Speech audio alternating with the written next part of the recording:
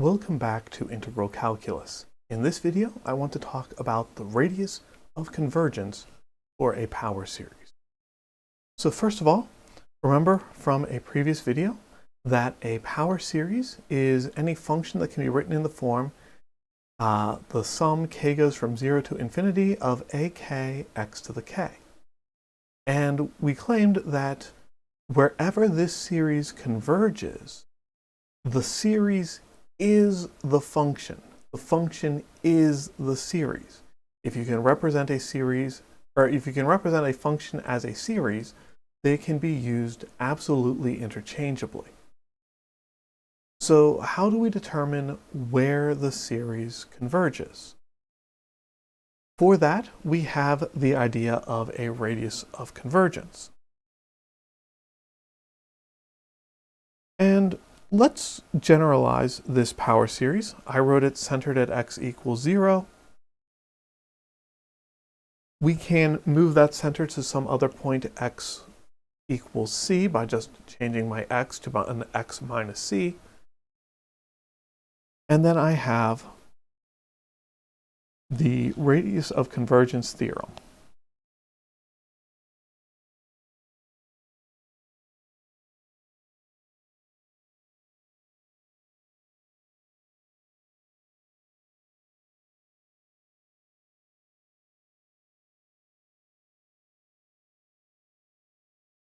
For a power series centered at x equals c, there exists some real number capital R bigger than or equal to 0, such that the series converges whenever absolute value of x minus c is less than r, and the series diverges whenever absolute value x minus c is greater than r. A couple of things to note with this definition. First of all, f of c is always going to be the sum of ak times c minus c to the k. C minus c is 0, 0 to the k power is 0, ak times 0 is 0. So this is the sum of a whole bunch of zeros, which is equal to 0. So we can say unequivocally that a power series always converges at x equals c. The question is, what happens everywhere else? The other thing that I want to point out is that this theorem does not tell us anything about what happens at the endpoints here, when x minus c is equal to r. That is, x minus c equals plus or minus r.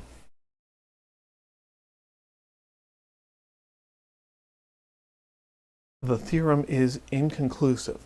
Some series will converge, some series will diverge, some series will converge on one side and not the other. All of these things are possible.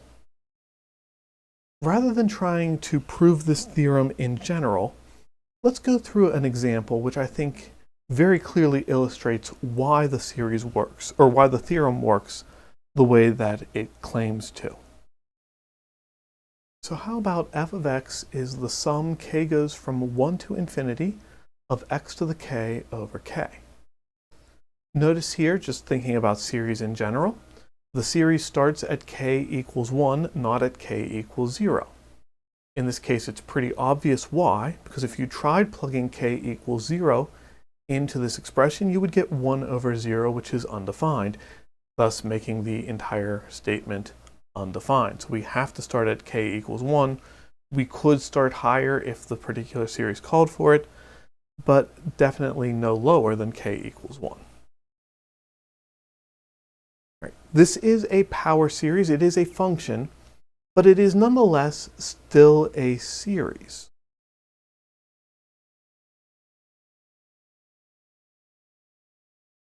And because it is a series, we can apply the ratio test. Remember, the ratio test says that if you have a series, just k goes from 0 to infinity of ak, and you analyze the limit as k goes to infinity of the absolute value of a k plus 1 divided by ak.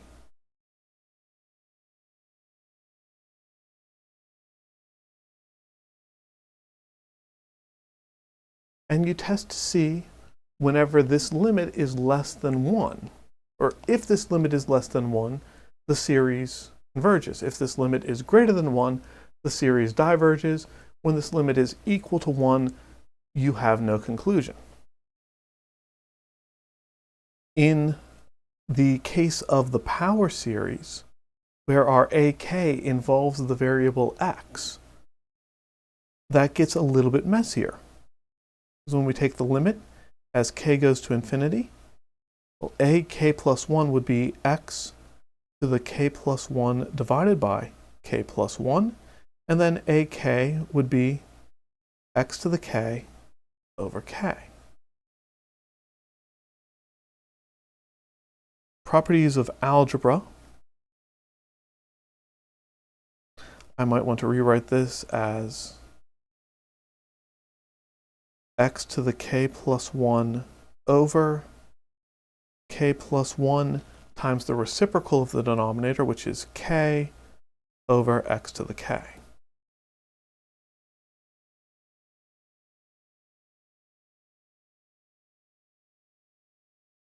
Looking at the term over here, x to the k plus 1 over x to the k is just x. Right? Dividing like bases, subtract the exponents. K plus 1 minus k is equal to 1. So we have the limit as k goes to infinity of x times k over k plus 1. This is still in infinity over infinity indeterminate form. So we're going to have to use some of the rules for evaluating limits. In this case, well, what if we divide top and bottom by k? Now we're looking at the limit as k goes to infinity of x times 1 over 1 plus 1 over k. And as k goes to infinity, 1 over k goes to 0, which means that 1 over 1 plus 1 over k is going to just go to 1 over 1, which is 1. And we are left with the absolute value of x.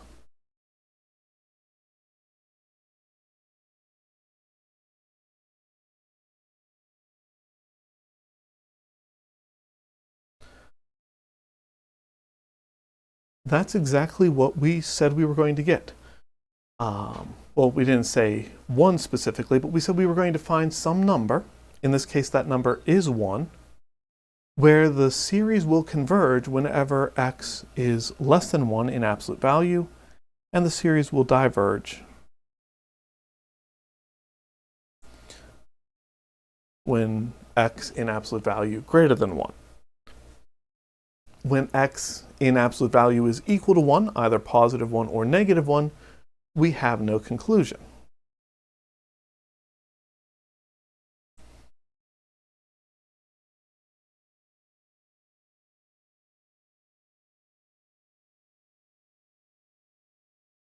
But we do know that the radius of convergence is r equals 1, and that's a nice place to be. We might ask for the interval of convergence. The interval of convergence, I think the name says enough without me having to write down a definition. The interval of convergence is the interval of all points where the series converges. The radius of convergence, definitely within there, so we go from -1 to +1. The question left is what happens at the endpoints. Well, that's just 2 points. That's just 2 series. We can analyze both of those series on their own. When x is equal to 1, just plug x equals 1 into the series, and you have sum, k goes from 1 to infinity, of 1 over k.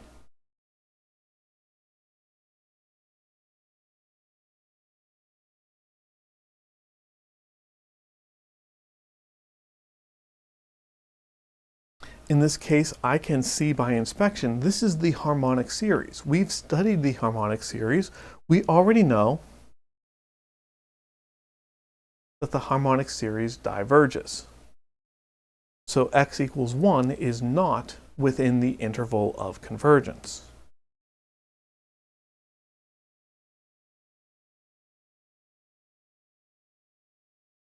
When x equals -1, though, now we have k goes from 1 to infinity of -1 to the k divided by k.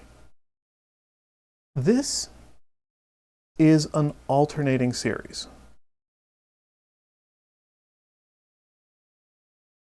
And one of the properties of alternating series, we have the alternating series test, which tells us that if we ignore the -1 to the k and we just look at what's left, well, that's just 1 over k.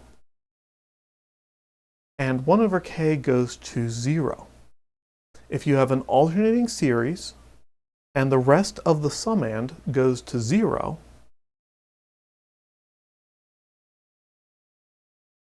then the series converges, and it converges because of the alternating series test.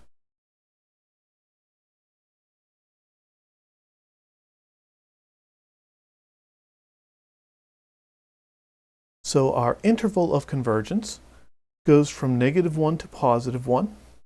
-1 is included in the interval, +1 is not included in the interval.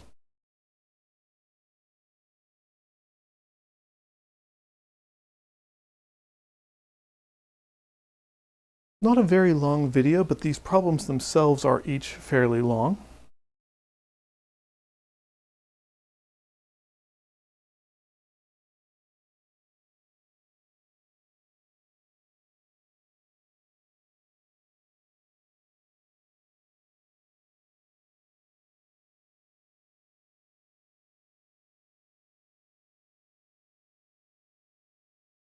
I would like you to look at the power series g of x equals the sum k goes from 1 to infinity of x to the k divided by k squared.